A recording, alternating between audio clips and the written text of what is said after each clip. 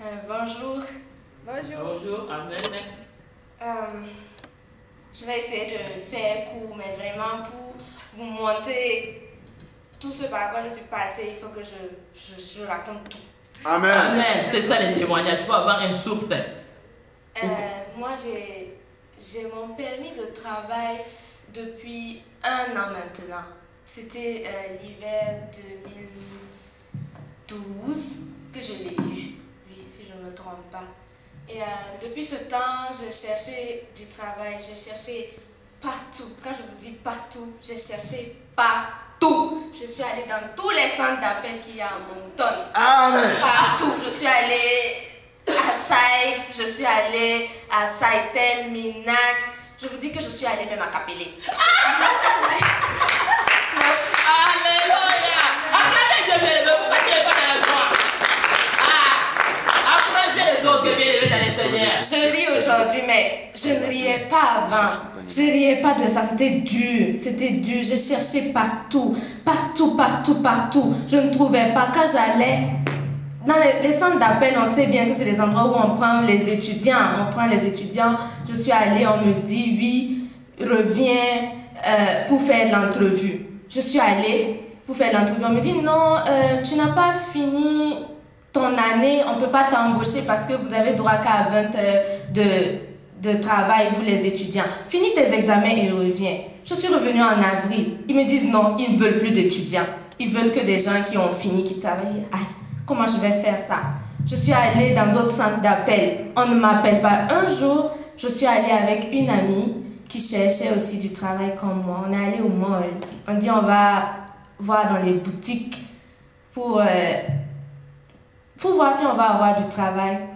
Je vous dis ce jour-là, je me suis bien habillée parce qu'on dit dans les boutiques, on embauche les filles qui sont bien habillées. Et ma copine, elle était habillée simplement. Vraiment, je trouvais que j'avais exagéré quand j'étais arrêtée à côté d'elle. Je suis allée, on a déposé tout.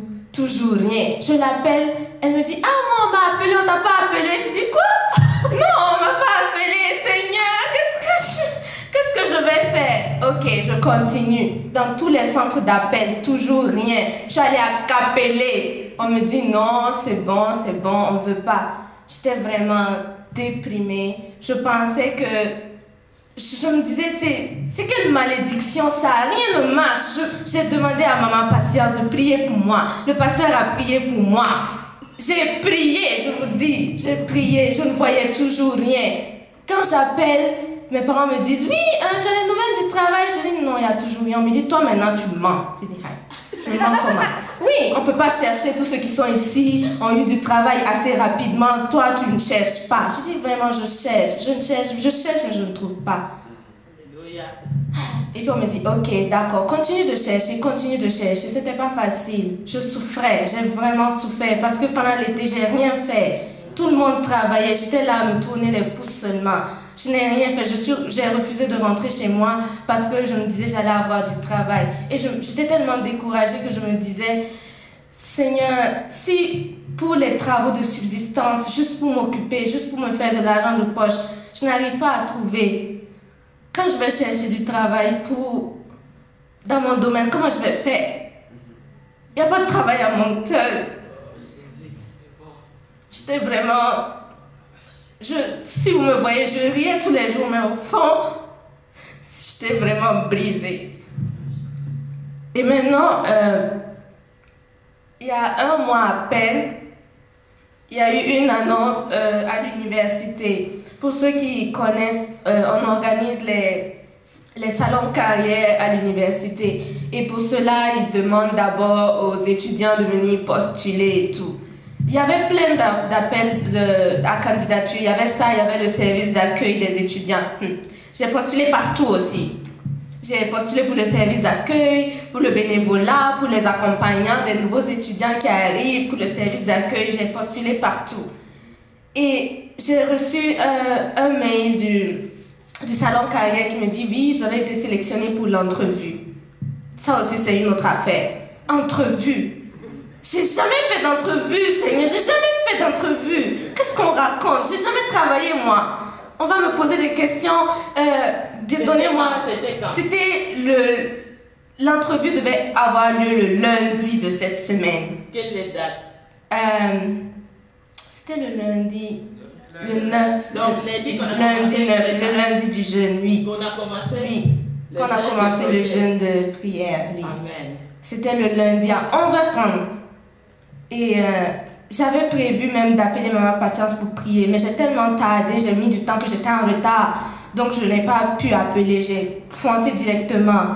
Mais la veille de l'entrevue, je suis allée voir une étudiante qui, elle, vraiment, elle est bien immergée dans la vie dans la communauté estudiantine. Elle fait tout, elle est dans le bureau des étudiants, elle connaît tout, vraiment elle connaît tout. Je suis allée la voir, je dis vraiment, il faut m'aider. Parce que moi j'ai entrevue d'embauche, je ne connais rien, je n'ai jamais fait d'entrevue, je ne sais même pas comment répondre, je ne sais même pas comment s'asseoir, je sais pas, je suis paniquée. Elle me dit, ok, je vais te poser des questions qu'on pose quand on part à l'entrevue d'embauche.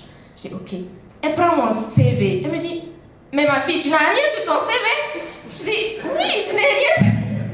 Je dis, je n'ai rien sur mon CV parce que moi, je viens d'Afrique. Là-bas, on travaille qu'avec le diplôme. Là-bas, il n'y a pas de centre d'appel, il n'y a rien là. Il n'y a rien. Qu'est-ce que tu veux que j'aie sur mon CV? J'ai rien. Elle me dit, en tout cas, ça va être dur. Je dis, moi-même, je sais que ça va être dur, mais par la grâce de Dieu, ça va aller. Je suis allée et ils m'ont posé des questions. Comme tout venait naturellement, je répondais. D'abord, j'ai vu la liste des questions qu'ils devaient me poser. J'ai regardé, j'ai dit, vraiment, ça va être dur. Je connais rien là. Mais j'ai fait semblant, j'ai fait du bluff. J'ai dit, ok, je suis prête, vous pouvez me poser des questions. Ils ont commencé à me poser les questions. Je répondais. Et l'entrevue est finie à midi. Et à 13h48, ils m'ont dit que, ok, merci, à la fin de la journée, on va prendre notre décision et si vous avez été retenu, on va vous appeler. Au cas contraire, ça veut dire que vous n'êtes pas prise. Je dis, ok, d'accord. Mais merci quand même, Seigneur, au moins j'ai un peu rêvé. Même si on ne m'appelle pas, j'ai un peu rêvé. Ça m'a fait du bien. Ça m'a regonflé.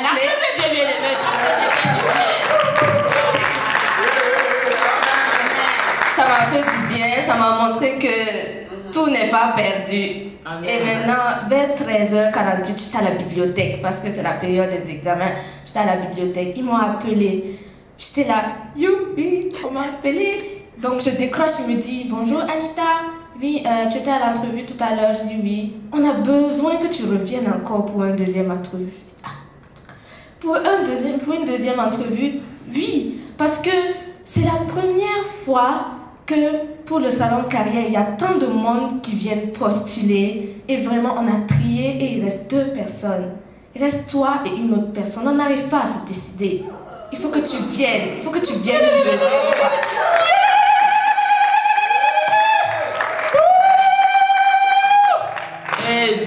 Et là, je dis, ok.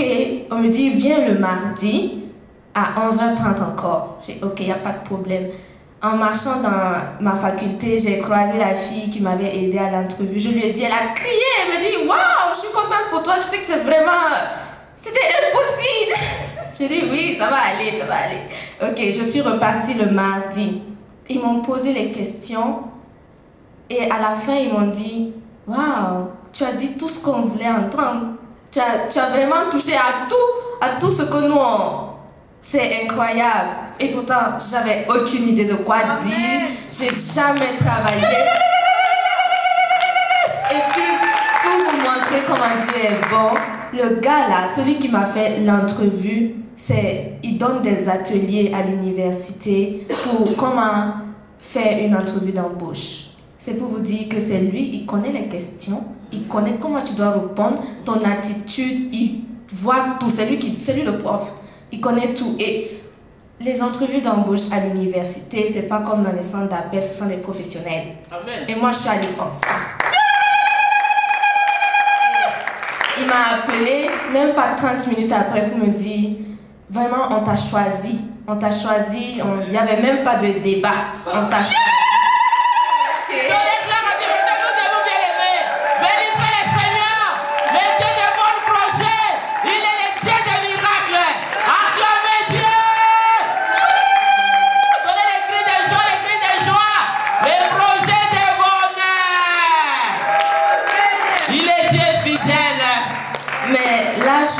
venue vous donner une introduction. Parce que moi, je sais que c'est le début du commencement, comme on le dit chez nous. C'est juste le début. Dieu a des projets pour moi. Quand je pense que je pleurais parce que j'ai pas été embauchée dans une boutique, j'ai pas été embauchée dans un salon de carrière et dans un centre d'appel. Aujourd'hui, je suis conseillère en communication et marketing.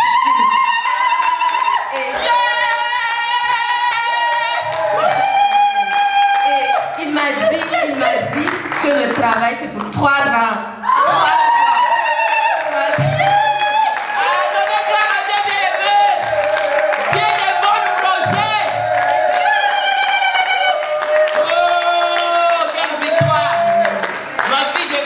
Tu as chanté La vie est entrée. Oui. Amen. Amen. Amen. La vie était entrée. Et on va rencontrer des employeurs. Le salon carrière, c'est pour que les employeurs viennent causer avec les étudiants. Qui sait, peut-être que Dieu a un plan encore plus merveilleux. C'est juste le début. Peut-être que Anita, tu vas rencontrer quelqu'un qui va...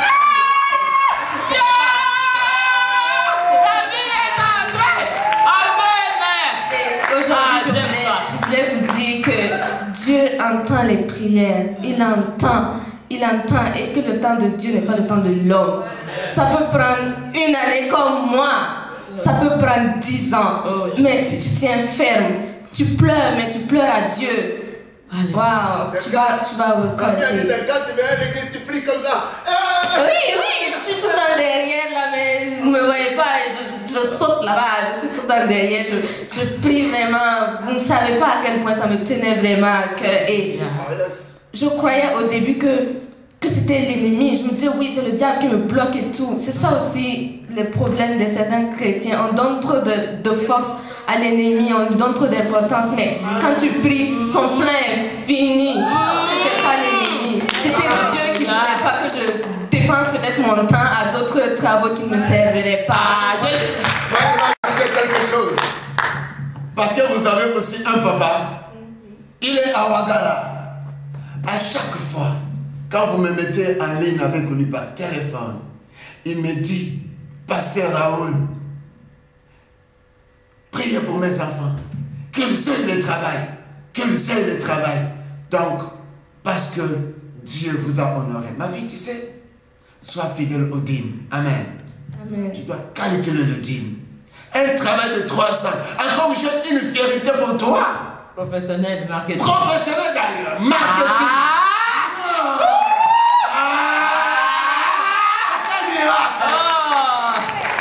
Il ne veut pas s'habiller. Prends soin aussi de ce travail-là. Je sais, il y a la neige dehors, mais vous êtes à l'église. C'est ça la fidélité avec Dieu. Et tu sais bien parler. Que Dieu te bénisse. Ça, je me sens déjà des remplacements de demain. Amen. Quand elle parlait, je voyais déjà ceux qui vont me remplacer demain. Alléluia. Je les sentais même déjà. Il y a le feu